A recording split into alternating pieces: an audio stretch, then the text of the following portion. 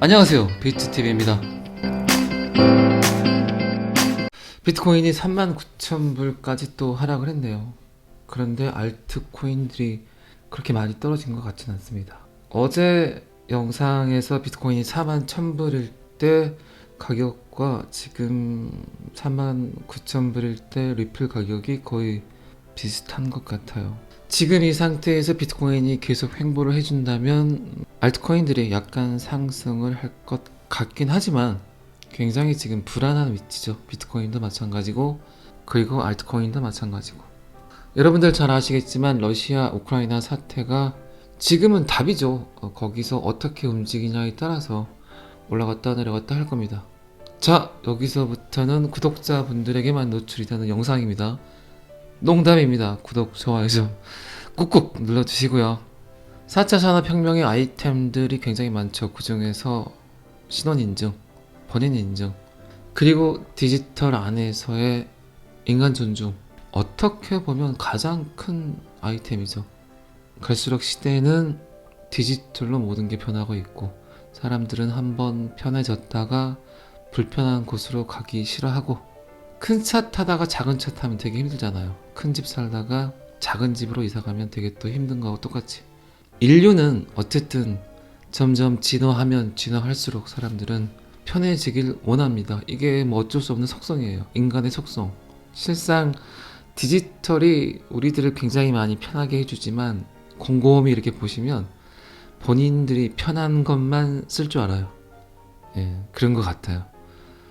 약간만 낯설면 너무나 힘들어하죠. 아니, 그렇게 스마트폰을 매일 보는 사람들이 본인들이 쓰지 않는 어플을 이야기한다거나 본인들이 사용하지 않는 어떤 디지털 콘텐츠들을 내밀면 굉장히 어색해합니다. 그거는 뭐 어쩔 수 없는 것 같아요. 제가 이 이야기를 드리는 이유는 4차 산업혁명이라고 불리워지는 굉장히 많은 콘텐츠들 중에 가장 중요한 게 디지털 안에서 내가 나임을 증명할 수 있는, 디지털 안에서 정말 내가 나임을 증명할 수 있는 이 신원인증이 결국 모든 걸 가져가게 돼 있어요. 이 블록체인이 그 일을 한다는 거죠. 정말 디지털 안에서 여러분들께 정말 진정한 자유를 줄 수 있는 건 결국 신원인증이에요. 갈수록 해킹이라든가 디지털 안에서의 무신뢰들이 굉장히 많아지죠. 이 사람이 진짜 이 글을 썼을까? 이 사람이 진짜 이 영상을 만들었을까? 그리고 끊임없이 나오는 거짓 뉴스들, 진짜인 것 같지만 가짜인 것들, 동영상을 봤는데 잘 그냥 꾸며진 영상이라든가 사진을 봤는데 이게 뽀샵을 했다든가 아니면 형태를 조금 바꿨다, 이런 것들이죠. 디지털 콘텐츠들의 진짜 신뢰성, 이런 것들을 전체 다 통틀어서 디지털 안에서의 신원인증, 그리고 여러분들 잘 아시겠지만 지금 NFT가 열풍이죠. 결국 NFT도 저작권에 관한 문제입니다. 이거를 누가 찍었는지, 이걸 누가 만들었는지, 정말 신뢰할 수 있는 기사인지 뉴스인지 보도인지, 이거에 관한 진위가 명백해지고 위변조가 되지 않는 그 진실한 데이터를 찾기 위한 게임이 앞으로는, 이런 시대에 살면서 진짜 정보가 뭔가를 우리는 거기서 캐치를 해야 됩니다. 그 진짜 정보를 캐치해 줄 수 있고 진위 여부를 확인해 줄 수 있고 이 디지털 안에서 진짜 내가 나임을 증명할 수 있는 건 결국 블록체인이라는 거예요. 이 블록체인 생태계가 완벽하게 이루어져야만이 사물 인터넷, 인공지능, 뭐 AI, 빅데이터, 뭐 드론, 자율주행 자동차, 로봇 많죠. 이런 것들을 정말 업그레이드 시켜줄 수 있는 게 결국 디지털 안에서의 신원 인증이라는 거죠. 그러니까 여러분들은 지금 아주 정말 잘하고 계신 거예요. 블록체인 암호화폐에 투자하고 계셨다면 블록체인 암호화폐가 성장하지 않고 제가 방금 나열했던 이런 4차 산업혁명들이 업그레이드란 걸 할 수 있을까요? 그냥 그림의 떡일 뿐이에요. 디지털이 발전을 하기 위해선 결국 한 번은 꼭 거쳐야 되는 과정이 디지털 안에서의 위변조거든요. 그래서 블록체인을 제2의 인터넷 혁명이라는 표현을 쓰는 겁니다. 지금까지의 인터넷 환경은 너무나 많은 이렇게 방대한 정보들을 취합하기만 했어요. 저장하기만 했다고요. 그런데 이런 디지털 시대가 와버리니까 뭘 해야 됩니까? 결국은 진짜 가짜를 걸러낼 줄 아는 능력이 있어야 된다는 거죠. 여기에 따라오는 게 빅데이터죠. 제가 지금까지 너무 장황하게 이야기를 드린 이유가 4차 산업혁명에는 그만큼 리더가 없다는 겁니다. 왜? 아무도 가보질 않았어요. 그냥 지금 다 수박의 겉핥기를 하고 있어요.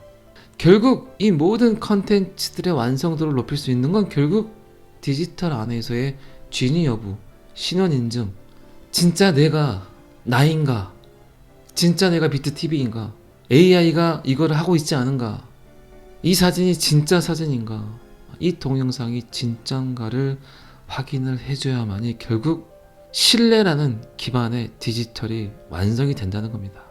지금 인류가 진짜 원하는 건 블록체인입니다.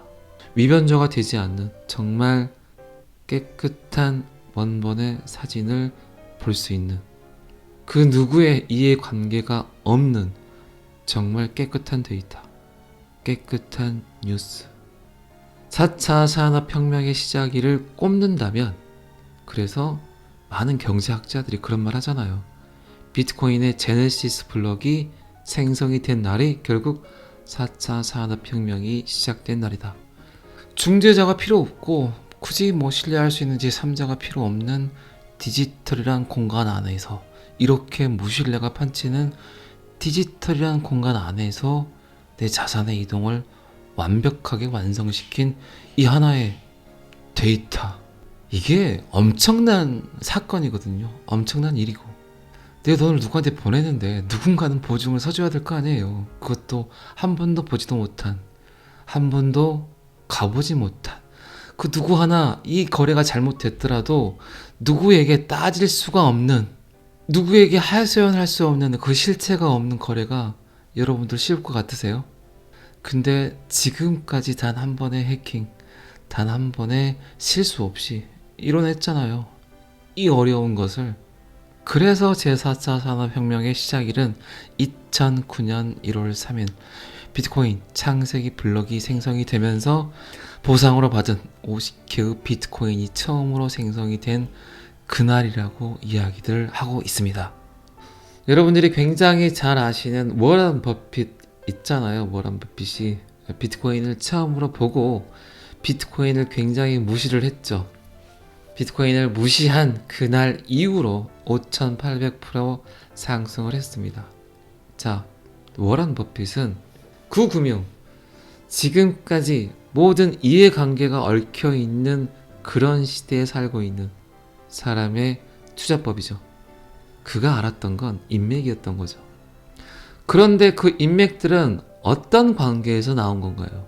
분명히 중재자가 있겠죠. 분명히 중개인이 있겠죠.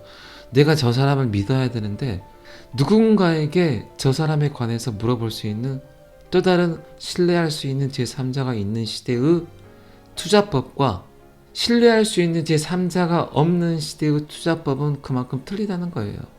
그렇게 구시대 투자법으로 지금까지 어마어마한 부자가 됐던 워런 버핏이 번 비트코인은 뭐였을까요?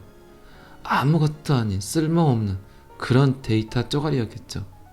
지금 시대는 그래서 완전히 새로운 판이 따로 생긴 겁니다. 여러분들이 상상할 수 없는, 결국 이 디지털 공간 안에서. 지금도 여러분들이 제 영상을 보고 계시지만 유튜브라는 이런 이해관계가 전혀 없는, 굳이 누구의 눈치를 보지 않아도, 굳이 내가 사람을 모아놓고 강연을 해야 될 필요 없는 이 유튜브라는 컨텐츠를 통해서 여러분들께 다이렉트로 전달을 하고 있잖아요.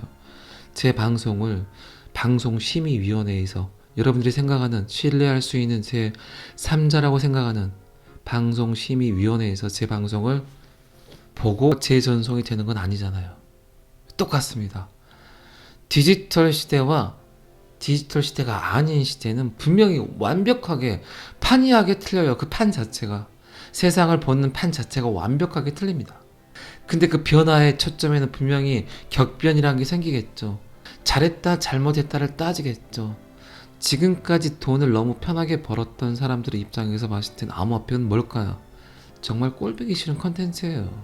자, 그러면 지금은 여러분들이 어떤 말에 더 귀 기울여야 될까요? 워런 버핏의 말에 더 귀 기울여야 될까요? 그건 아니죠. 이 인류가 인터넷이란 게 나와서 공동체 학습을 하고 공동 생각을 하고 있다는 거예요.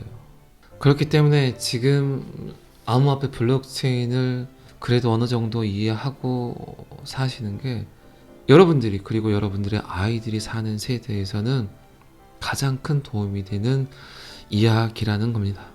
2014년 CNBC 인터뷰에서 버핏은 가장 큰 암호화폐 종말을 예측을 했었죠.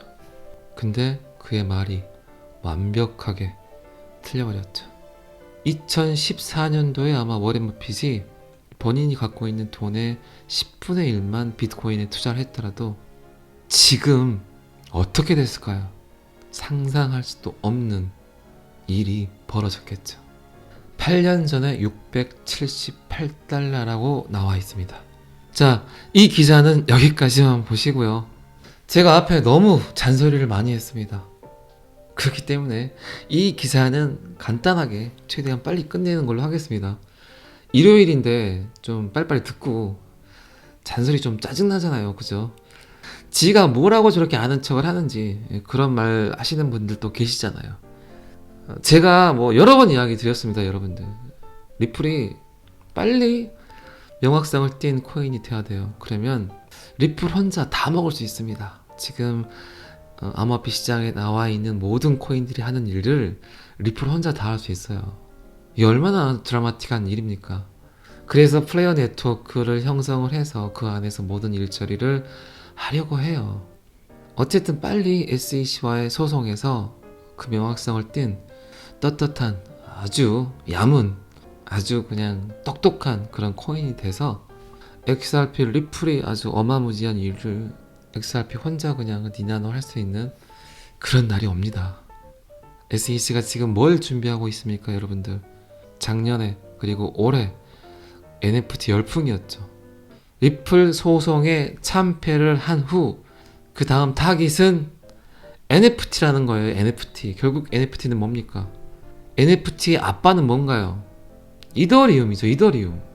결국 이더리움을 너희로화 할 겁니다.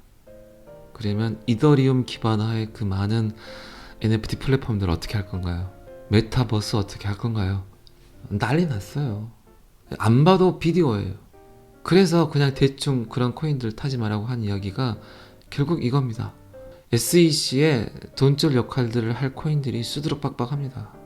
다 하나씩 불려갈 거예요. 아니면 이더리움 하나만 불러서 결국 이더리움 기반화의 모든 NFT 토큰들을 아주 그냥 엉망진창하게 만들 수 있다니까요. 지금 리플의 스파크 토큰이 아직도 에어드랍 진행이 안 되고 있어요. 그리고 스파크 토큰은 아시겠지만 스마트 컨트랙트, 그리고 송보드는 보증금, 그리고 NFT 할 수 있는 코인이 뭐였더라? 꼭 이럴 때 생각이 안 나요, 갑자기. 리플만 명확성을 띠게 되고 SEC의 소송이 끝나면 리플 하나만 있어도 다 해먹을 수 있습니다.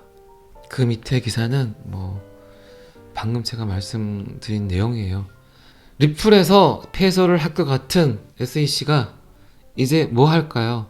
그들의 자존감을 높이기 위해서, 그들의 자존심을 높이기 위해서 뭔가를 할 거죠.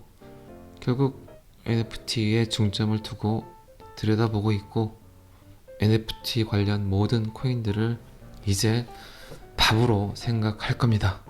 암호화폐 거래소와 NFT 생성자를 면밀히 조사하고 있다.